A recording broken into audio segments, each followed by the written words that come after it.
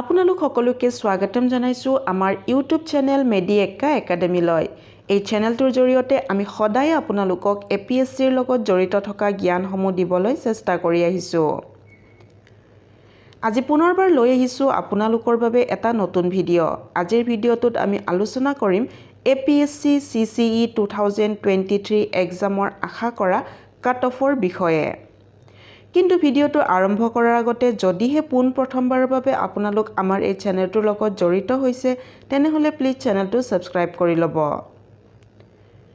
তেন্তে আহক ভিডিঅ'টো আৰম্ভ কৰোঁ। তলত দিয়া কথাবোৰ বিবেচনা কৰি কাট অফ ৰেঞ্জ প্ৰস্তুত কৰা হৈছিল। নম্বৰ 1 এপিএছচি CCE 2023 টাফনেছ মধ্যমীয়াৰ পৰা কঠিন স্তৰৰ আছিলে। নম্বৰ 2 যোৱা বছৰৰ তুলনাত খালী পদ বহুত কম।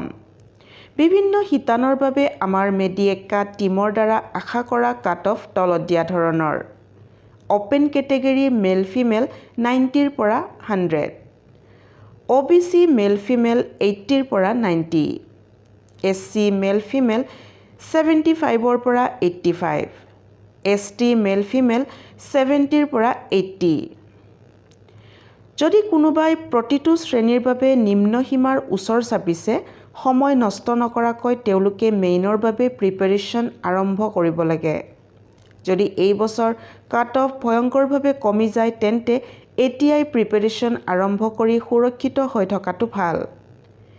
CCE প্ৰিলিমছ আৰু এডেৰ বা অন্যান্য প্ৰতিযোগিতামূলক পৰীক্ষাৰ বাবে প্ৰস্তুতি চলোৱা যিকোনো ব্যক্তিয়ে আমাৰ চেনেলৰ MCQ অনুশীলনৰ বাবে কমিউনিটি সেকশনলৈ যাওক আৰু ইংৰাজীৰ লগতে অসমীয়াত MCQ প্ৰেক্টিছ কৰক আৰু MCQ আলোচনাৰ ভিডিঅ'ৰ বাবে MCQ প্ৰেক্টিছ প্লেলিষ্টত গৈ চাব পাৰিব।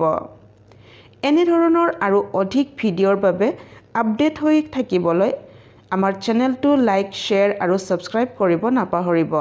পুনৰ লগ পাম আন এটি নতুন ভিডিঅ'ৰ সৈতে। ধন্যবাদ।